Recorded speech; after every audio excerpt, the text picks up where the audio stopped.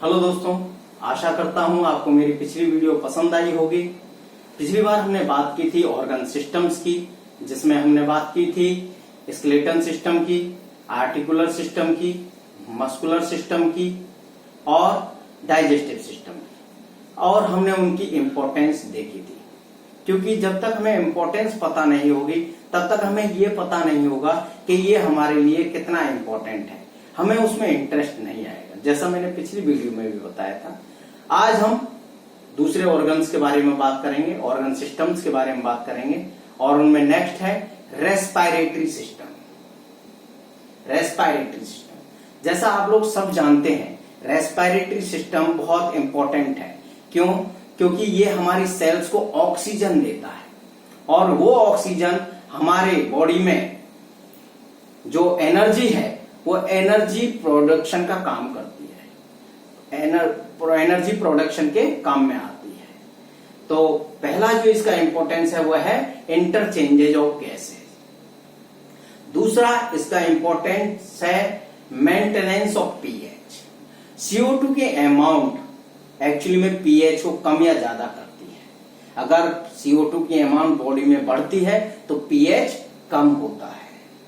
PH कम होने का मतलब है एसिडिटी होना। पीएच कम होने का मतलब है एसिडिटी होना। तो जो ये रेस्पिरेटरी सिस्टम है वो क्या करता है, ये CO2 का एक्सक्रीशन करता है, जिससे पीएच को मेंटेन करता है। नेक्स्ट है एक्सक्रीशन। एक्सक्रीशन, जितने भी आपके गैसियस एक्सक्रीट होने वाले सब्सटेंस हैं उनका एक्सक्रीशन रेस्पिरेटरी सिस्टम से होता है। जैसे मैंने अभी बताया, CO2 का एक्सक्रीशन जो कि गैसियस सब्सटेंस है वो रेस्पिरेटरी सिस्टम करता है। नेक्स्ट है मेटाबॉलिक फंक्शंस। नेक्स्ट इंपॉर्टेंस है टेम्परेचर रेगुलेशन। टेम्परेचर रेगुलेशन का काम भी रेस्पिरेटरी सिस्टम करता है। नेक्स्ट वर्क इसका है वाटर रेगुलेशन। तो these are the importance of respiratory system, which include interchanges of gases, maintenance of pH, excretion, metabolic functions, and temperature regulations and water regulation. These are the work performed by respiratory system. अब हम next system की बात करते हैं जो हमारी body में important है, वह है कार्डियोवैस्कुलर सिस्टम। कार्डियोवैस्कुलर सिस्टम दो सिस्टम से बना है, दो पार्ट से मिलकर बना है। पहला पार्ट है कार्डियक यानी हार्ट। दूसरा पार्ट है vessels which included artery and veins. Cardiac part जो है, हार्ट पार्ट है, वो ब्लड के पंपिंग करता है, ब्लड की पंपिंग करता है, ब्लड के सर्कुलेशन को प्रोवाइड करवाता है। दूसरा पार्ट जो है आर्टरी और वेन्स, ये हर बॉडी के हर पार्ट तक इस पंपिंग ब्लड को ले जाने का और लाने का काम करते हैं। नेक्स्ट हम इंपॉर्टेंस या फंक्शन की बात करें कार्डियोवैस्कुलर सिस्टम के, तो वह है supply of nutrients and oxygen. Supply of nutrients and oxygen, जैसा मैंने पिछले रेस्पिरेटरी सिस्टम में भी बताया था, ऑक्सीजन एक्चुअली में हमारी बॉडी में एनर्जी प्रोडक्शन का काम करता है। ये एनर्जी प्रोडक्शन के लिए काम आती है। नेक्स्ट फंक्शन कार्डियोवैस्कुलर सिस्टम का रिमूवल ऑफ वेस्ट प्रोडक्ट। क्योंकि जितने भी वेस्ट प्रोडक्ट हैं वो सब ब्लड में होते हैं, और ये ब्लड किडनी में पहुंचता है, और किडनी से ये छन करके बाय यूरिन एक्सक्रीट आउट होते हैं। ठीक है, तो ये product bye kidney excrete out होते हैं। Provide circulation of blood. Cardiovascular system का नेक्स्ट पार्ट है जो ब्लड का सर्कुलेशन है वो प्रोवाइड करवाते हैं। देखिए, कार्डियक सिस्टम क्या कर रहा है, पंपिंग कर रहा है ब्लड की, और वेसल्स इसे पेरीफेरी में यानी पूरे शरीर में लाने और ले जाने का काम कर रहे हैं। तो ये क्या कर रहे हैं, सर्कुलेशन प्रोवाइड कर रहा है। ये जो सिस्टम है वो क्या कर रहा है, सर्कुलेशन प्रोवाइड कर रहा है। नेक्स्ट सिस्टम की बात करें, नेक्स्ट सिस्टम है excretory system. Excretory system important system है जो हमारे बॉडी से वेस्ट प्रोडक्ट को क्या करता है, एलिमिनेट करता है।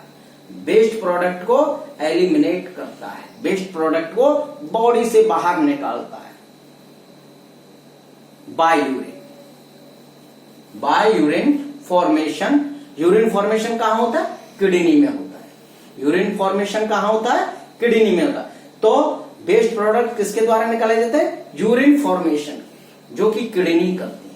तो मेन एक्सक्रीटरी ऑर्गन क्या है, किडनी है।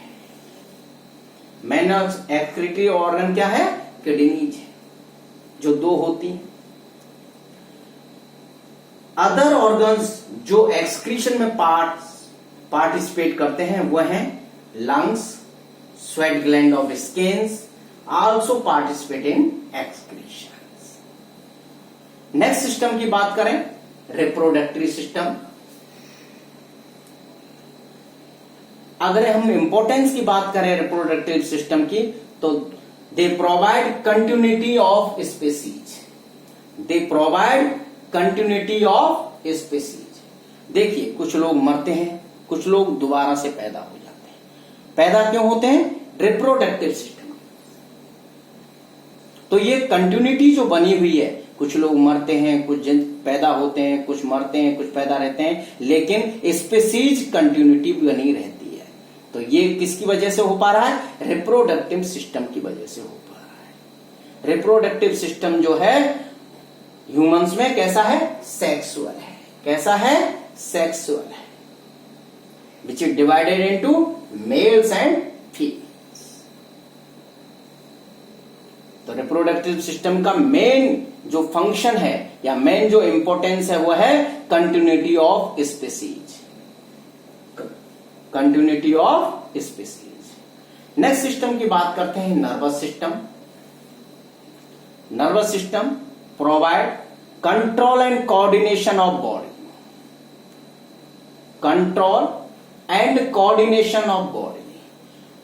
हर बॉडी की हर एक्टिविटी का जो कंट्रोल है वो किसके हाथ में है, नर्वस सिस्टम के हाथ में। किसी भी एक्टिविटी को कंट्रोल कौन कर रहा है, नर्वस सिस्टम कर रहा है। और जो ऑर्गन्स में आपस में जो कोऑर्डिनेशन है वो कौन प्रोवाइड करवा रहा है, नर्वस सिस्टम प्रोवाइड कर रहा है।